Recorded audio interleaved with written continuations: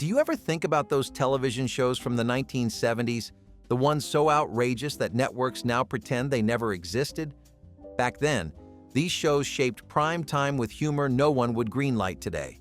How did comedy that made millions laugh become something we can barely believe existed? All in the Family pushed boundaries so far that modern audiences struggled to believe it ever made it past network censors. Archie Bunker sat in his worn recliner and delivered opinions that would end careers today, yet somehow millions gathered around their television sets to watch him do exactly that. The writing was sharp, the performances electric, and the controversy constant, because every episode seemed designed to make you laugh uncomfortably while questioning whether you should be laughing at all. Archie insulted neighbors, argued with his son-in-law, and dismissed entire groups of people with a casualness that felt shocking even back then. But the show was never meant to celebrate his views. It held a mirror up to American living rooms, forcing families to confront prejudices they may have ignored otherwise. Critics called it genius and dangerous in equal measure. The debates it sparked at dinner tables were louder than anything happening on screen. Today, reruns are rare, and when they do appear, they come wrapped in disclaimers and warnings. The world moved forward, and Archie Bunker's chair became a museum piece from an era that entertained through discomfort. Sanford and Son brought laughter roaring out of living rooms with a style that felt fresh, raw, and completely unapologetic. Redd Foxx played Fred Sanford with a comedic sharpness that cut through every scene, delivering jokes that pushed the boundaries of what network television allowed. The junkyard setting, the father and son bickering, and the constant insults flying between characters made it feel like you were eavesdropping on a real family argument. The humor was fast, biting, and aimed at everyone within earshot. Some of the jokes leaned heavily on stereotypes, language, and situations that modern audiences would find uncomfortable at best. But at the time, it was groundbreaking, showing Black family life in a way prime time had rarely attempted before. The show gave Redd Foxx a platform to bring his nightclub-style humor to mainstream America, and audiences responded with loyalty that kept it running for years. Today, those same jokes feel jarring, caught between appreciation for the show's cultural impact and discomfort with how some of its comedy has aged. Reruns exist in edited forms or with warnings attached, a reminder that what made people laugh then often makes them wince now. The Jeffersons walked a tightrope between social progress and biting commentary that sometimes veered into territory that feels difficult to revisit. George Jefferson was bold, ambitious, and unapologetically brash, delivering lines that were meant to provoke as much as entertain. The show tackled race, class, and ambition in ways that felt revolutionary, but it also relied on humor that leaned into stereotypes and sharp jabs that modern audiences interpret very differently. George's constant sparring with neighbors, his dismissive comments about nearly everyone around him, and his larger-than-life personality made him unforgettable. But some of those moments now feel like artifacts of an era that handled sensitive topics with far less caution. The interracial couple living next door was groundbreaking, yet some of the jokes surrounding them have not aged gracefully.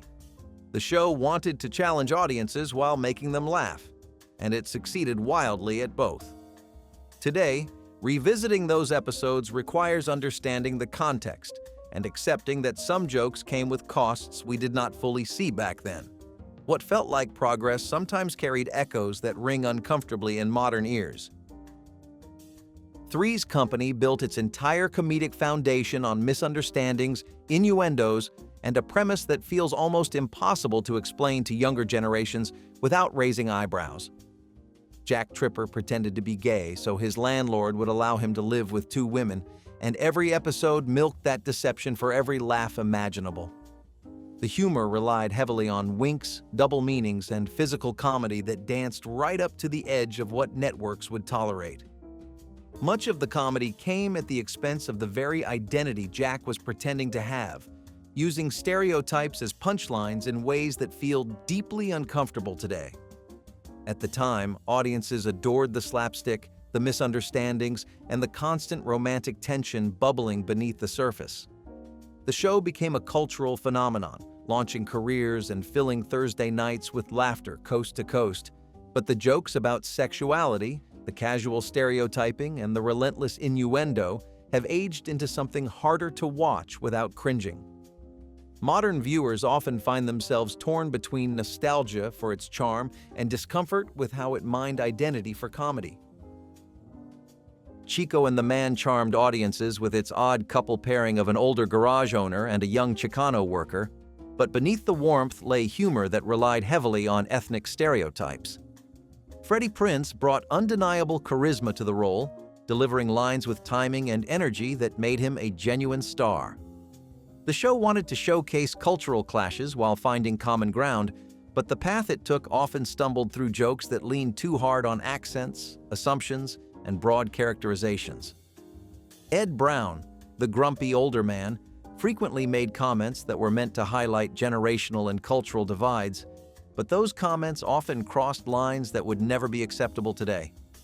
Audiences loved the dynamic, but many of the punchlines depended on reducing cultures to easy stereotypes that got quick laughs.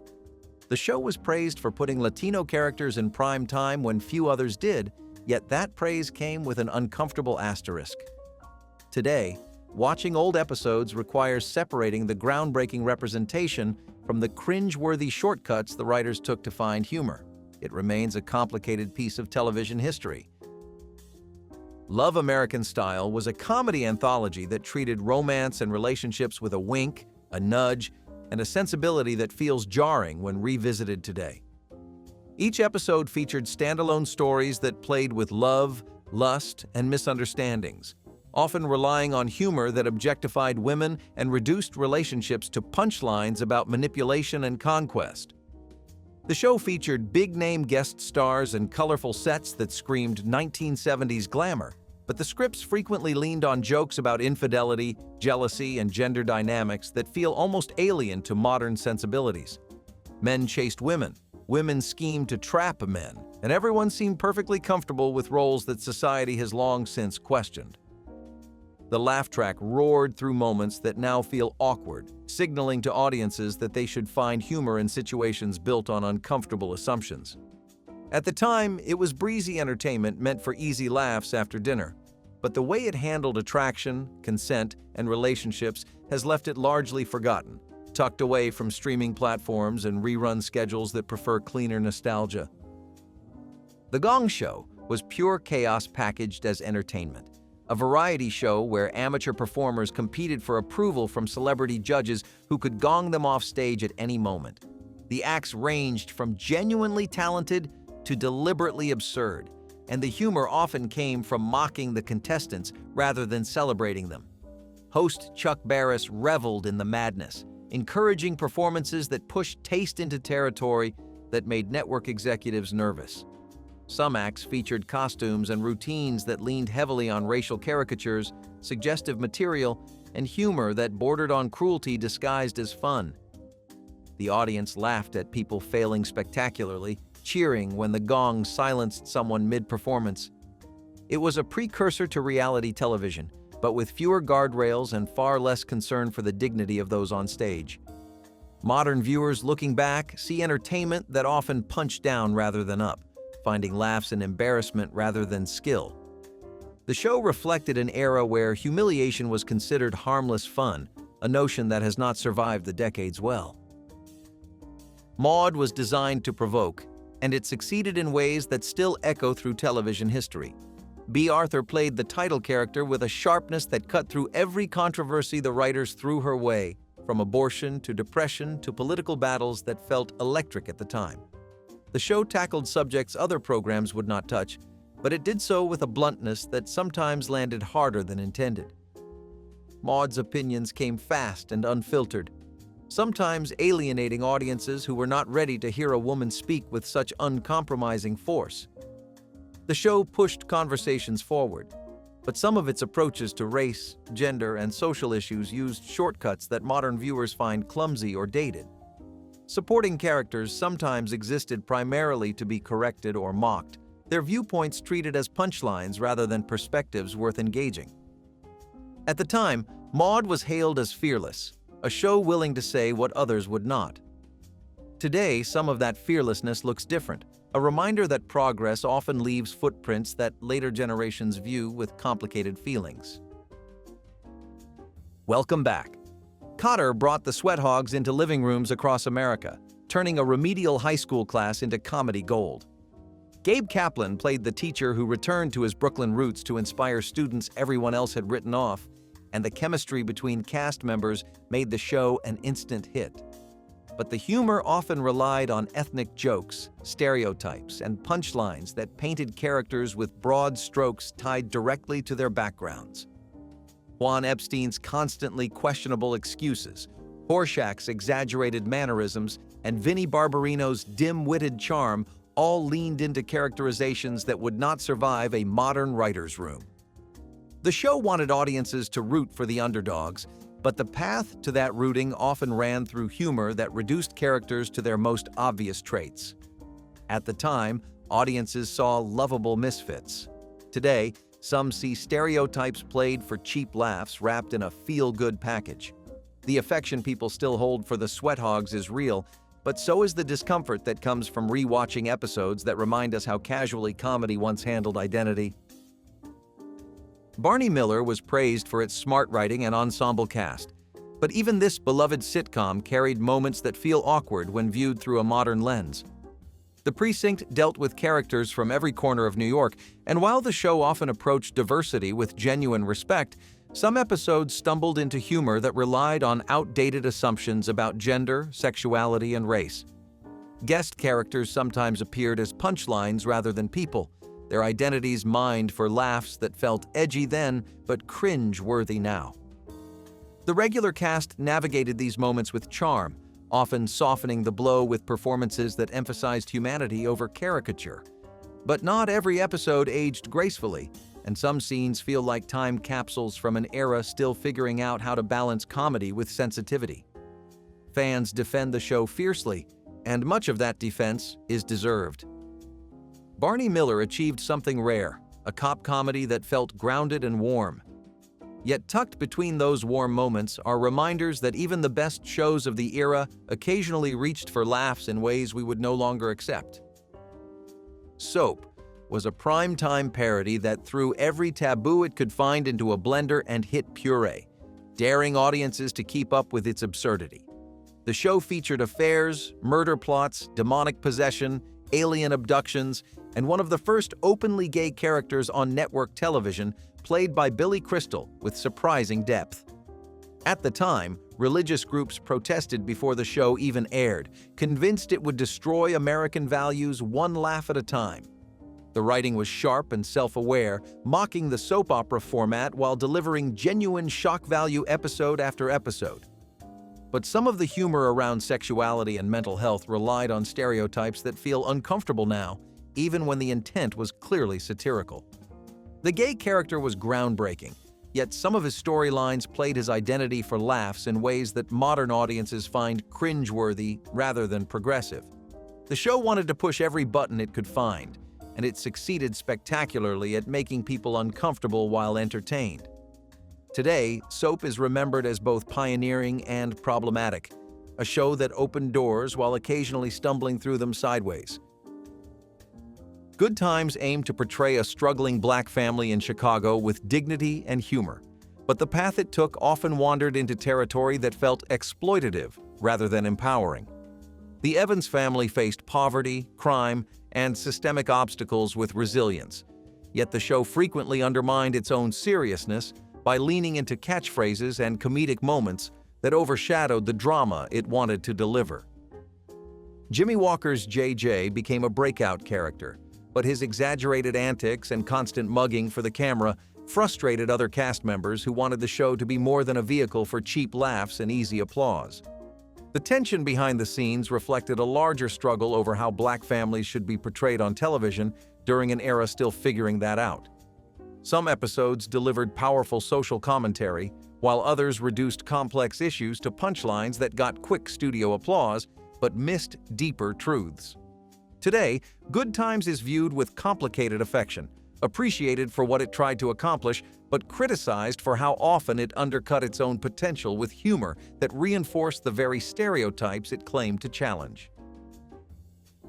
What's Happening followed a group of black teenagers navigating life in Los Angeles with humor, heart, and a laugh track that rarely stopped for breath.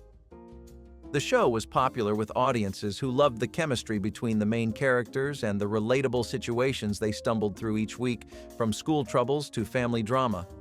But the comedy often relied on broad stereotypes, exaggerated reactions, and jokes that reduced the characters to types rather than fully realized people with depth and complexity. Rerun's weight was a constant source of humor that played his body for laughs week after week. Dwayne's nerdiness was mocked relentlessly, and the situations frequently veered into slapstick that prioritized quick laughs over substance. The show wanted to entertain, and it did that effectively for years, becoming appointment television for its loyal audience. But watching it now reveals how much of the humor depended on making fun of the characters rather than celebrating them. Modern audiences see the affection underneath, but also recognize the shortcuts the writers took to fill each episode with easy laughs and familiar gags. The Benny Hill Show was a British import that became a guilty pleasure for American audiences who tuned in late at night for slapstick, sketches, and chase sequences set to that unmistakable theme music that everyone recognized. Benny Hill built his comedy around sight gags, wordplay, and an endless parade of scantily clad women being chased, ogled, and included as props rather than actual participants in the humor. The humor was broad, physical, and aimed squarely at a male audience who found the antics hilarious rather than problematic or worthy of criticism. Women on the show existed primarily to be leered at, pinched, chased through parks, or pursued by men in ridiculous costumes through elaborate sped-up sequences. At the time, it was dismissed as harmless fun, low-stakes comedy that never took itself seriously and did not expect audiences to either. But the show's treatment of women has aged terribly, and reruns have largely disappeared from mainstream channels that once ran them without hesitation. Modern viewers recognize the sexism baked into every sketch, and what once seemed like innocent silliness now feels like a time capsule of attitudes the world has worked hard to leave behind. Charlie's Angels was a phenomenon that made its stars household names while dressing them in outfits designed to keep male viewers glued to their screens. The show featured three beautiful women solving crimes under the direction of a faceless male boss, and while it was marketed as empowering, critics then and now have questioned how empowering it really was. The angels were smart and capable, but the camera lingered on their bodies in ways that had nothing to do with crime solving. Jiggle television became a term specifically because of this show, describing programming that prioritized physical appeal over storytelling substance. The women were heroes, but they were also objects, posed and positioned for maximum visual impact in every scene. Audiences loved the glamour, the action, and the fantasy of beautiful women kicking down doors and catching bad guys. But the show walked a line that often tipped toward exploitation, wrapping objectification in the language of independence. Today, Charlie's Angels is remembered fondly by some and criticized sharply by others who see its brand of feminism as more costume than conviction. WKRP in Cincinnati was a workplace comedy that earned praise for its sharp writing and memorable characters, but some of its humor has not survived the decades gracefully, despite the affection fans still hold. The radio station setting allowed for eccentric personalities, romantic entanglements, and satire aimed at corporate culture and media excess. Venus Flytrap and Les Nessman became iconic characters, and the Thanksgiving turkey episode remains one of the most celebrated moments in sitcom history, quoted endlessly by fans. But the show also included jokes about gender, sexuality, and appearance that feel dated at best and uncomfortable at worst today. Jennifer, the receptionist, was constantly fending off unwanted advances played for laughs rather than addressed as the harassment it actually was. Some storylines treated women as prizes to be won rather than colleagues to be respected, reducing their agency to romantic subplots. The show was smarter than many of its contemporaries, but even smart shows of the era carried blind spots that are impossible to ignore now. Fans still celebrate what WKRP got right while acknowledging that parts of it reflect attitudes the workplace has since rejected. One Day at a Time broke ground as one of the first sitcoms to center a divorced single mother raising two teenage daughters without a man in the house to save the day or solve their problems. Ann Romano navigated dating, career challenges, and parenting with a realism that resonated with audiences who rarely saw their lives reflected on screen with such honesty. The show tackled serious issues including teen sexuality, drug use, and gender inequality with a willingness to take risks other programs avoided entirely. But some of those risks landed awkwardly, with storylines that simplified complex issues or resolved them too neatly by the final credits when life rarely works that way. Guest characters sometimes arrived carrying baggage that reinforced stereotypes rather than challenged them in meaningful ways. The show wanted to be progressive, and in many ways it succeeded brilliantly, but progress in the 1970s looked different than it does now. Revisiting the series reveals a show that was ahead of its time in some respects and very much of its time in others, capturing both the ambition and the limitations of an era still figuring out how to talk about change. Diff'rent Strokes became one of the most watched sitcoms of its era by placing two black children from Harlem into a wealthy white household on Park Avenue, mining the contrast for comedy and lessons alike. The premise was designed to extract humor from culture clash and fish out of water situations, with Arnold's catchphrase becoming one of the most repeated lines of the decade. The show addressed serious topics like racism, drug abuse, and child predators with after-school special earnestness that sometimes felt heavy-handed, but it also relied on humor that treated the boys as outsiders in ways that felt uncomfortable rather than enlightening. Arnold was cute and quotable, but he was also positioned as the comedic other, his blackness contrasted against the whiteness around him for laughs as often as for meaningful lessons. The show wanted to teach tolerance while entertaining families, but the balance it struck often tilted towards simplifying race into sitcom shorthand that avoided deeper conversations. Today, Diff'rent Strokes is remembered with nostalgia, tempered by awareness that its approach to race and class carried complications, the laugh track papered over. The Love Boat sailed into living rooms every Saturday night with a formula that mixed guest stars, romance, and sunny escapism into an hour of pure comfort television that families gathered to watch together. Passengers boarded with problems and disembarked with solutions, usually involving love, laughter, and the gentle guidance of the ship's crew who seemed to solve everything with a smile. The show was wholesome on its surface, but its treatment of relationships often reinforced ideas about romance, gender, and attraction that feel painfully dated now when examined closely. Women were frequently portrayed as desperate for love or as trophies to be won by persistent men who would not take no for an answer. Storylines played jealousy, manipulation, and relentless pursuit as romantic rather than troubling, teaching lessons about love that the modern world has firmly rejected. Guest stars delivered performances wrapped in the fashions and attitudes of the era, many of which have not aged gracefully at all. The Love Boat was designed to be inoffensive, but its very inoffensiveness hid assumptions about how relationships should work that modern viewers find anything but charming. Fantasy Island welcomed guests each week with the promise that their deepest desires could come true, but the lessons they learned often came wrapped in morality tales that feel heavy-handed and occasionally troubling today. Ricardo Montalban's Mr. Roark presided over the island with mysterious charm, granting wishes that inevitably taught visitors something about themselves they did not expect. The show featured storylines involving transformation, revenge, romance, and redemption, but some of those storylines traded in stereotypes and simplistic resolutions that feel uncomfortable now. Female characters were often punished for ambition or taught that love mattered more than success. Cultural caricatures appeared as guests or island inhabitants, their identities reduced to costumes and accents. The show wanted to deliver lessons about humility, gratitude, and self-acceptance. But the paths it took to those lessons sometimes reinforced the very attitudes it claimed to critique. Fantasy Island was beloved for its escapism, but that escapism carried baggage the smiles and sunsets could not entirely hide. Laverne and Shirley brought physical comedy and working-class energy to prime time. But some of its humor relied on stereotypes that feel uncomfortable when revisited. The two best friends navigated life in Milwaukee with slapstick antics, romantic misadventures, and the kind of broad comedy that made the show a massive hit.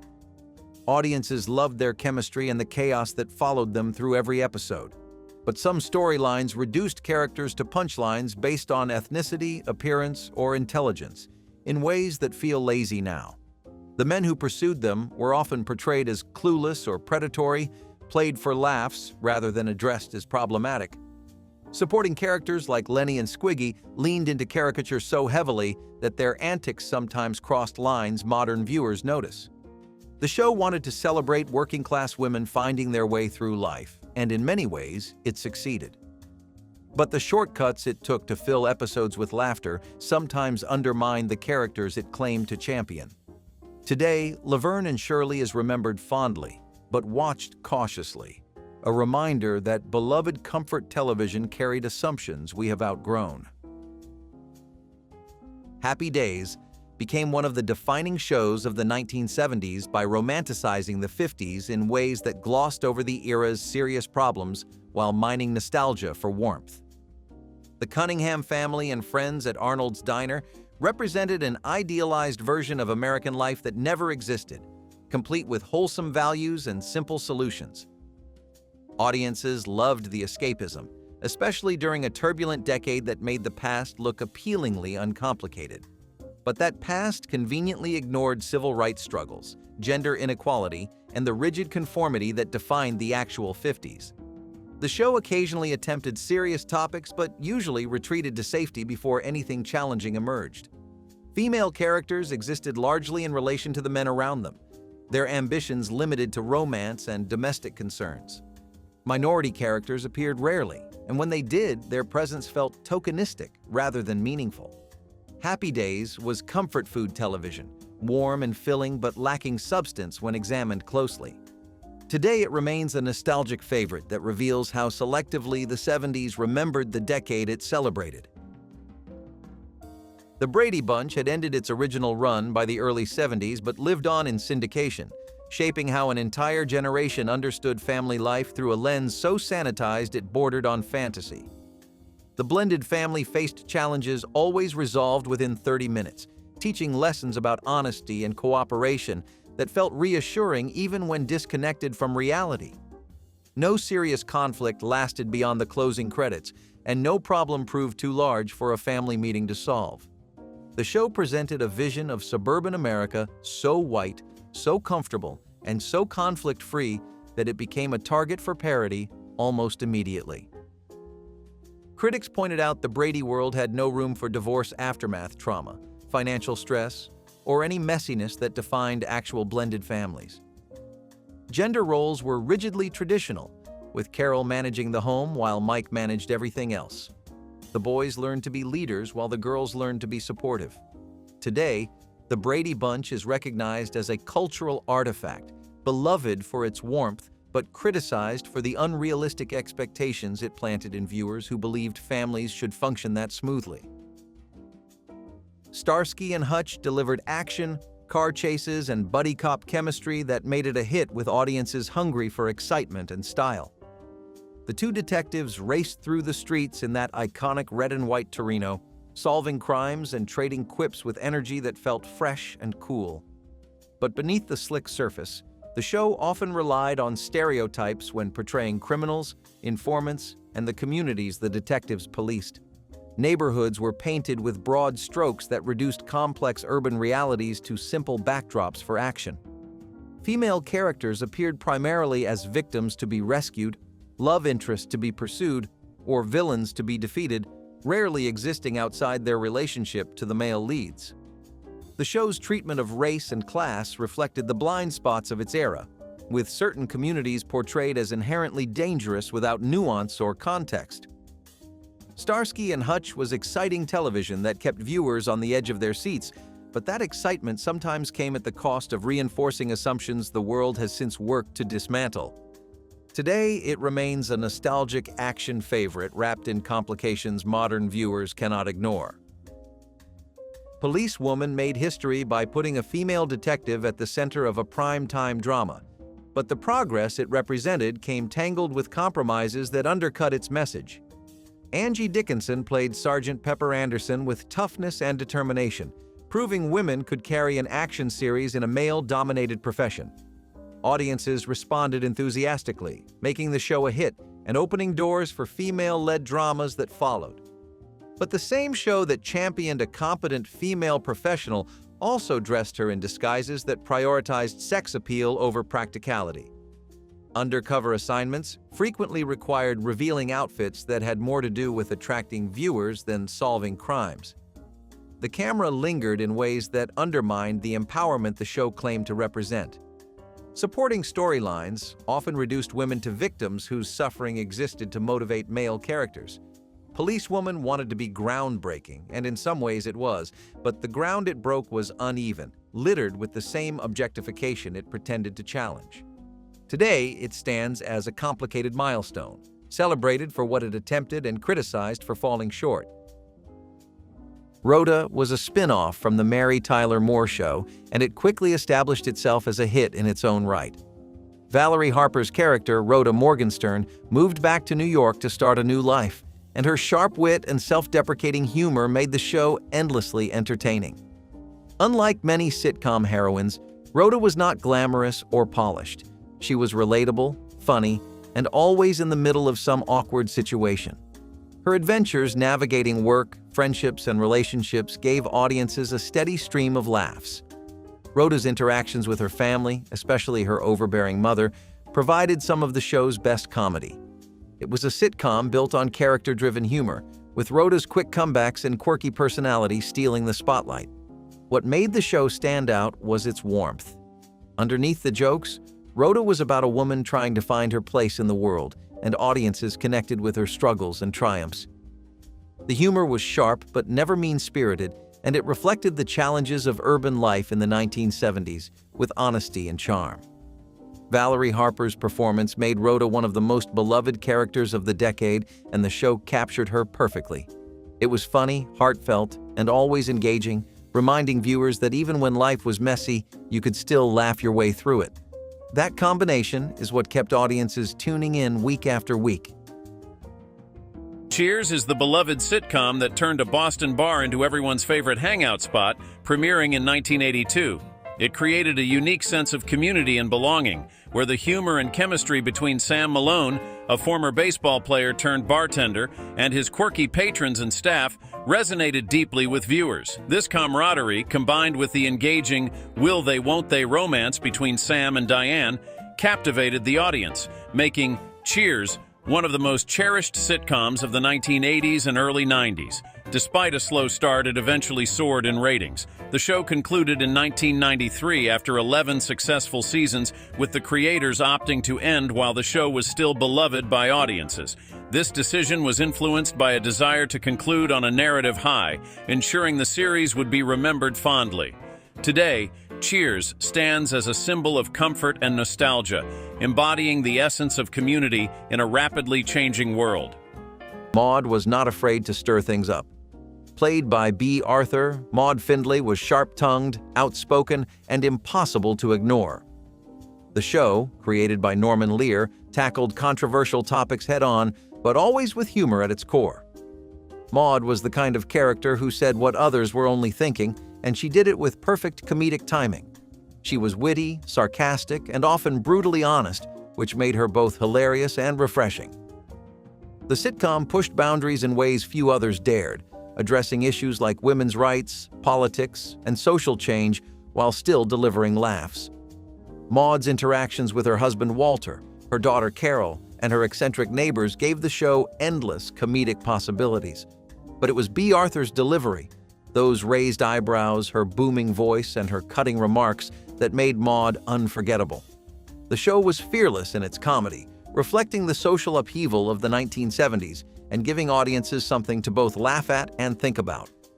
For viewers, Maude was more than a sitcom character. She was a symbol of independence, a woman unafraid to speak her mind. That boldness, combined with razor-sharp humor, made the show a classic of its time. Watching Maude was like watching a comedy act wrapped in social commentary, And that is exactly why it remains one of the funniest and most daring sitcoms of the decade.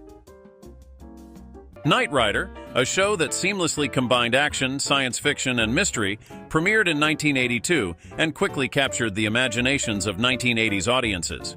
Starring David Hasselhoff as Michael Knight and featuring his technologically advanced car, KITT, the series presented a futuristic vision of crime fighting that emphasized the potential of technology for good. Beyond its thrilling chases and adventurous plots, Knight Rider delved into themes of justice, friendship, and humanity, distinguished by the unique bond between man and machine.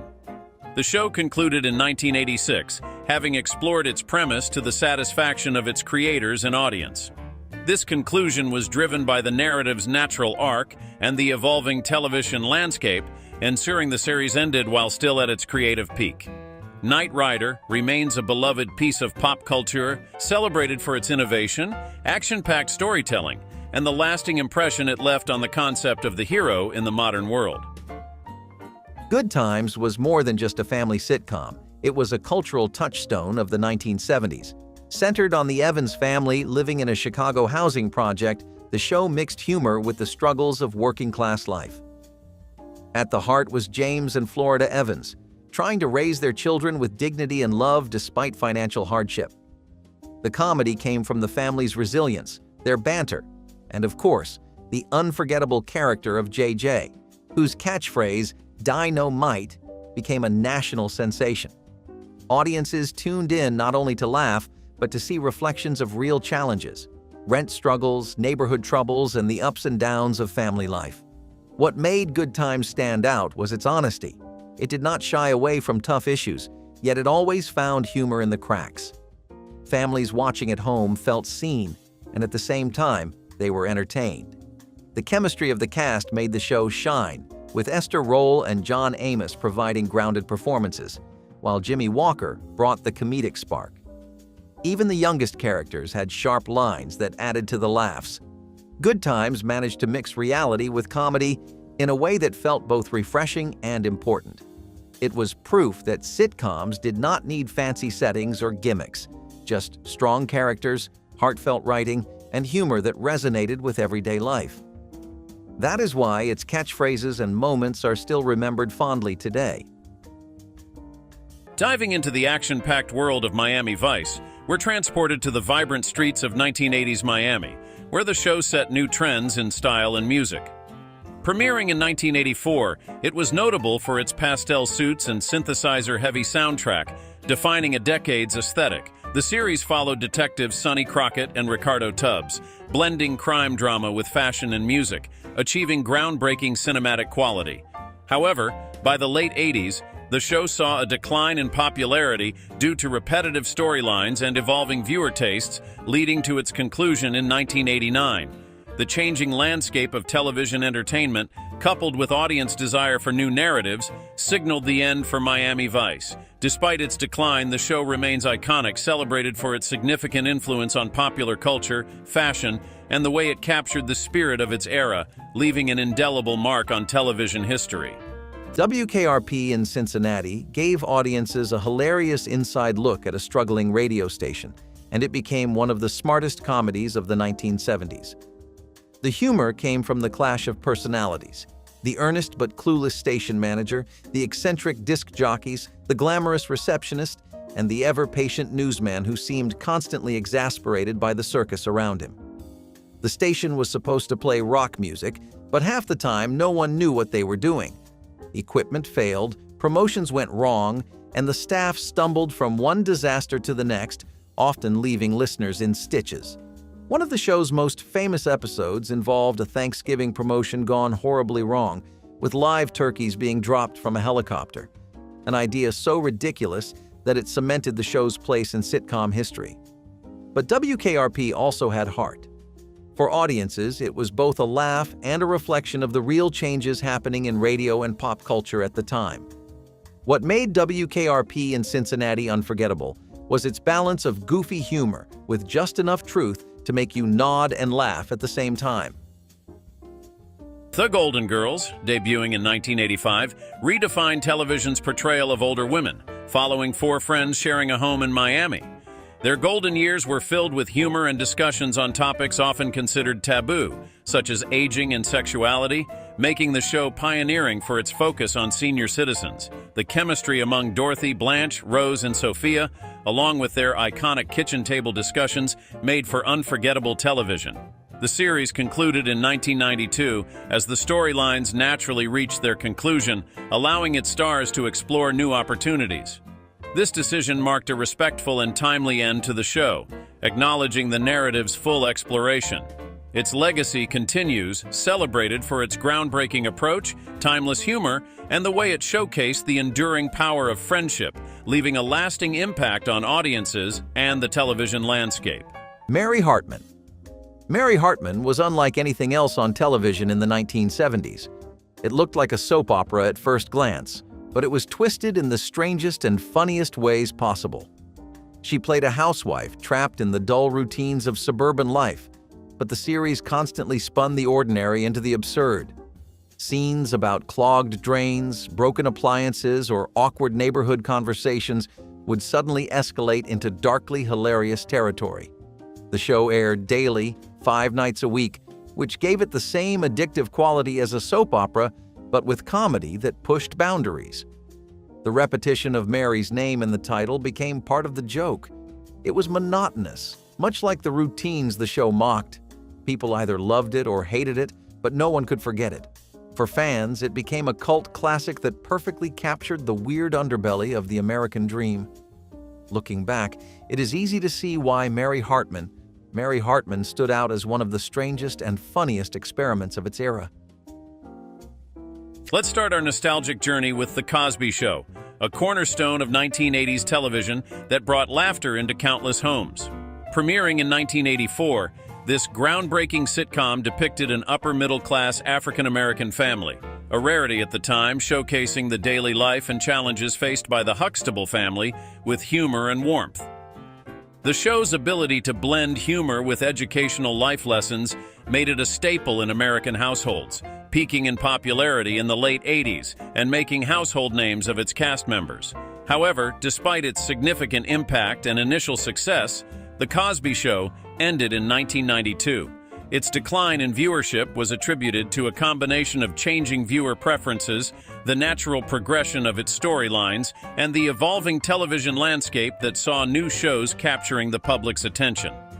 The show ended with a mixed legacy due to Cosby's legal troubles, but is still cherished for its significant impact on television and African-American representation.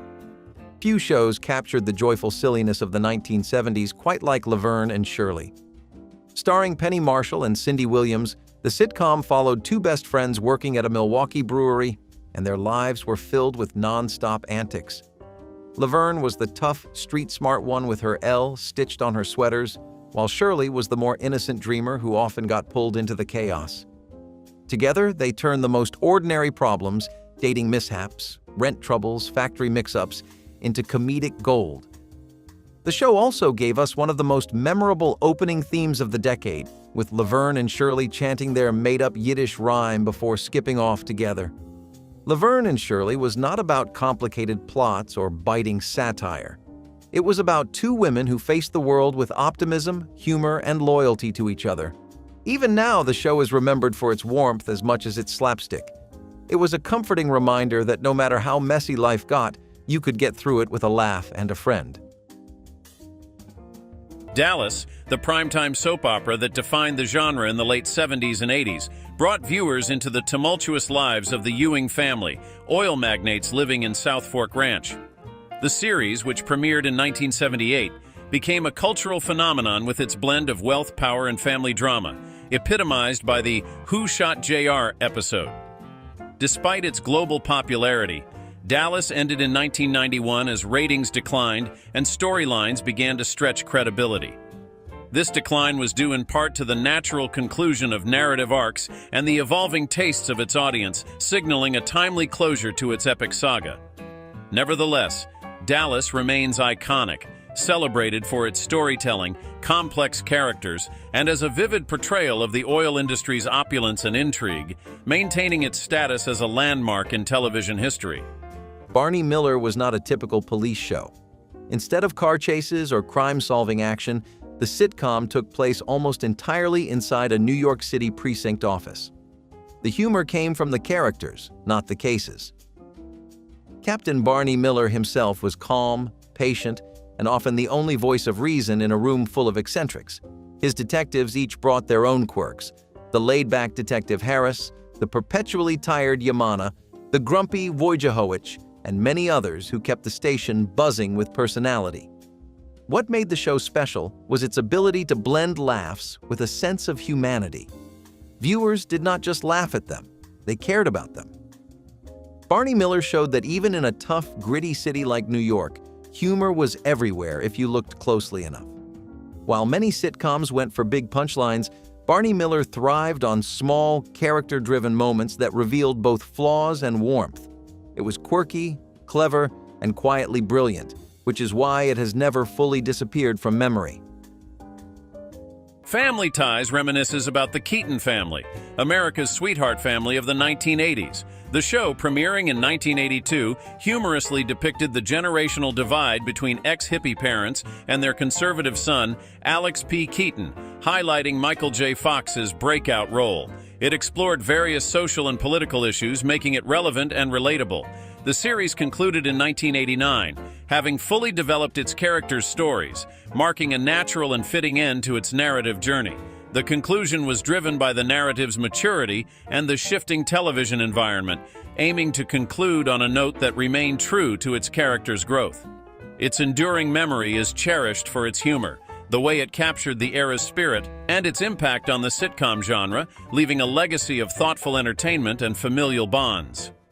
The Jeffersons was born as a spin-off from All in the Family, but it quickly became a television powerhouse in its own right. At the center was George Jefferson, played by Sherman Hemsley, whose wisecracks and unstoppable confidence made him one of the most memorable characters of the decade. The show followed George, his wife Louise, and their move into a luxury apartment up in the East Side, capturing both the comedy and the cultural shifts of the era. George's bluster often got him into trouble, but it was always entertaining.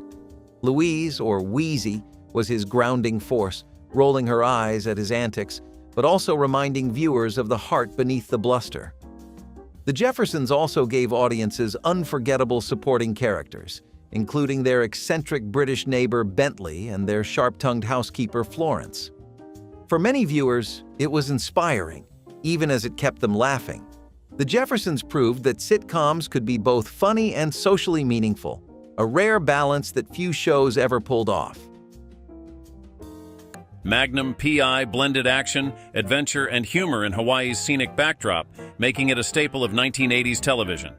The series, which debuted in 1980, followed private investigator Thomas Magnum, known for his distinctive wardrobe and charm. Its mix of episodic and emotional storylines, alongside Magnum's friendships, created a unique appeal. The show concluded in 1988, as creators felt they had fully explored its premise. This decision was influenced by the desire to maintain the series' quality and integrity, ensuring it ended on a creative high note. Magnum P.I. is remembered for its adventures, charm, and Tom Selleck's iconic mustache, symbolizing the era's television and leaving a legacy of captivating storytelling and character development. Chico and the Man brought together one of the unlikeliest comedic duos of the 1970s. The story centered on Ed Brown, a cranky old garage owner played by Jack Albertson, and Chico, a young, optimistic mechanic played by Freddie Prinze. Their relationship was the heart of the show, full of bickering, cultural clashes, and eventually, deep respect. Ed was set in his ways, gruff and often cynical, while Chico saw the best in people and situations. That contrast created endless opportunities for both humor and heartfelt moments. Audiences loved watching Ed soften little by little as Chico's charm and optimism wore down his tough exterior. The comedy often came from Chico's quick comebacks and clever ways of getting around Ed's stubbornness, while Ed's grouchy one-liners provided their own laughs. But the show was more than just jokes. It highlighted generational and cultural differences, offering a glimpse into the changing face of America in the 1970s. Sadly, the series became overshadowed by Freddie Prinze's tragic death, but for the years it aired, it made a lasting impact. Chico and the Man showed that humor could be both funny and healing, bridging gaps between people who seemed worlds apart. The chemistry between the leads made it unforgettable for anyone who watched. Saint Elsewhere introduced a new depth to medical dramas with its 1982 debut, setting the stage in the fictional St. Eligius Hospital in Boston. Distinguished by its gritty realism, complex characters, and ethical dilemmas, the series diverged from the idealized portrayals of medicine commonly seen on television. It interwove the personal and professional lives of its staff, addressing challenging topics like AIDS, mental health, and medical ethics, earning critical acclaim and a dedicated fan base. The show concluded in 1988 after successfully exploring the narratives its creators aimed to tell, marking a natural and fitting end to its story. Saint Elsewhere is celebrated for revolutionizing the medical drama genre, influencing subsequent series with its innovative approach to storytelling, character complexity, and willingness to confront difficult subjects, solidifying its place as a groundbreaking series in television history. Phyllis was one of the quirkier spin-offs to come from the Mary Tyler Moore Show, and it leaned heavily on Cloris Leachman's comedic brilliance. Her character, Phyllis Lindstrom, had already become well known for her sharp remarks and awkward charm, so giving her a series of her own made perfect sense. The sitcom followed Phyllis after she returned to her hometown of San Francisco, adjusting to widowhood while moving in with her in-laws. The show's humor came from watching Phyllis try to navigate ordinary life with her signature blend of confidence and cluelessness. She had the ability to turn the simplest conversation into an uncomfortable spectacle, yet her quick wit kept her lovable. Cloris Leachman had impeccable timing, often saying things no one else would dare, but in such a matter-of-fact tone that it felt natural. The situations Phyllis landed in were often everyday challenges, work, relationships, parenting, but they always spun into hilarity because of her personality. The writing gave her plenty of room to show off both her sharpness and her vulnerability, reminding audiences that behind the witty quips was a woman just trying to make sense of her new life. The result was a series filled with laughs, awkward moments, and a lead performance that stood out in the crowded world of 1970s sitcoms. Hill Street Blues transformed the police drama genre with its gritty realism and ensemble cast, offering viewers a nuanced glimpse into the lives of officers and detectives in an unnamed city's precinct. Its 1981 premiere brought innovative storytelling techniques, including handheld cameras and serialized narratives, which contributed to a more immersive and realistic viewing experience. The show tackled social issues, depicted the complexities of urban life, and explored the moral and ethical dilemmas faced by law enforcement, setting it apart from its predecessors. It concluded in 1987, having profoundly influenced television drama. The series ended as it sought to maintain the high quality and integrity of its storytelling, recognizing that it had achieved what it set out to do. Hill Street Blues is remembered for elevating the police drama genre, leaving a legacy that continues to impact television storytelling, making it a benchmark for narrative depth and character development in the genre. One Day at a Time stood out in the 1970s for tackling single motherhood in a way that was both funny and heartfelt. The show followed Ann Romano, a recently divorced mother raising her two teenage daughters, Julie and Barbara, in Indianapolis. This was not the polished image of family life that many sitcoms had shown before. Instead, it was messy, relatable, and filled with both laughter and frustration. Bonnie Franklin brought a warm, determined presence to Anne, showing the strength and humor needed to navigate life as a single parent. The daughters provided plenty of comedy, with Julie often challenging rules and Barbara bringing a lighter energy. The show was funny in its day-to-day struggles, money troubles, dating mishaps, sibling squabbles, but it also dared to take on heavier themes like sexism, independence, and personal growth. And of course, audiences loved Schneider, the quirky building superintendent whose comic relief balanced the more serious moments. What made One Day at a Time so memorable was its balance of realism and humor. It reminded audiences that family life was rarely perfect, but it could still be full of love and laughter. For many viewers, it was one of the first sitcoms that truly looked like their own lives. Dynasty captivated audiences with its portrayal of 1980s glamour and conflict, focusing on the wealthy Carrington family. Its 1981 premiere set a new standard for soap operas, with extravagant costumes and dramatic plot twists.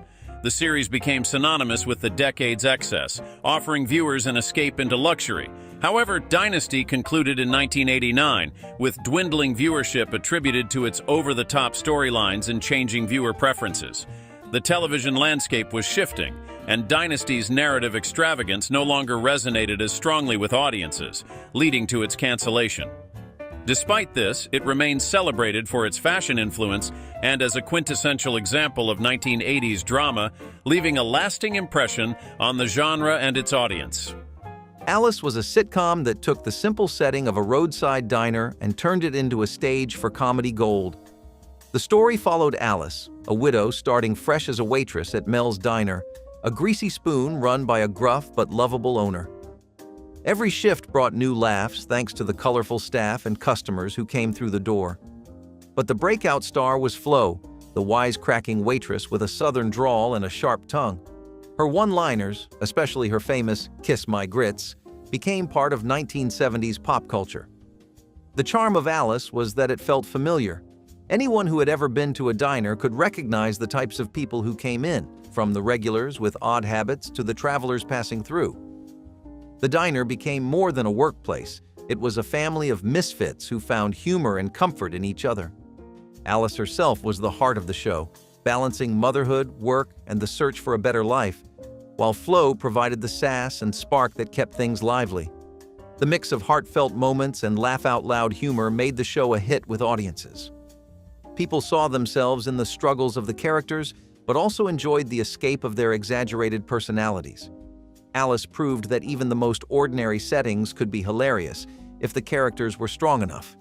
And Mel's Diner will always be remembered as one of television's funniest pit stops. The A-Team, an iconic action-adventure series that premiered in 1983, quickly became synonymous with the 1980s television landscape. Following a group of ex-Special Forces soldiers wrongfully accused of a crime, the series mixed high-octane action, humor, and moral integrity as the team helped those in need while on the run from the military. The memorable characters, including Hannibal, B.A. Baracus, Face, and Murdoch, became cultural icons, known for their distinct personalities, camaraderie, and ingenious ways of problem-solving without lethal force. The series concluded in 1987, a decision influenced by declining ratings and the desire to conclude the narrative on a high note before the quality could diminish.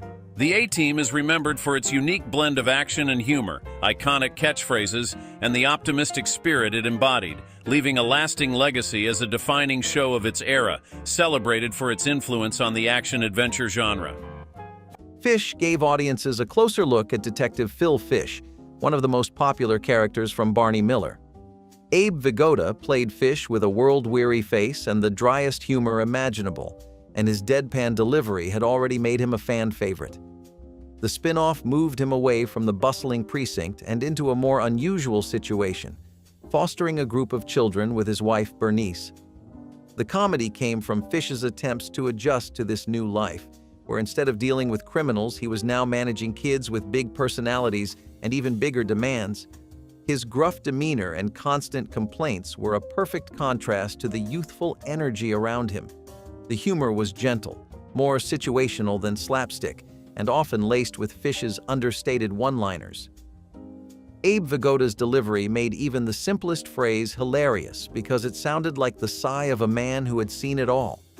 While Fish did not last as long as its parent series, it left an impression for how it blended heart with comedy. The foster care setup allowed for touching moments while still giving plenty of room for laughs. It showed another side of the character, one that was unexpectedly warm beneath all the grumbling. 21 Jump Street revolutionized the police procedural genre when it debuted in 1987, offering a fresh perspective by focusing on young undercover officers in high schools. Starring a young Johnny Depp, the series tackled contemporary social issues faced by teenagers, such as drug use, bullying, and peer pressure, blending action, drama, and humor. This innovative approach not only captivated younger viewers, but also sparked important conversations on the challenges facing youth. The dynamic between the officers and their evolving relationships added depth to the narrative. The series concluded in 1991, a decision influenced by the natural progression of its storylines and the changing interests of its audience. 21 Jump Street is remembered for its unique take on the crime genre and for launching the careers of several of its stars, leaving a lasting legacy as a pioneering series that addressed teenage issues with sensitivity and humor. If any of these forgotten shows stirred a memory or made you cringe, tell us which one surprised you most in the comments. Tap like to keep the nostalgia rolling, and subscribe so you never miss another trip into television history.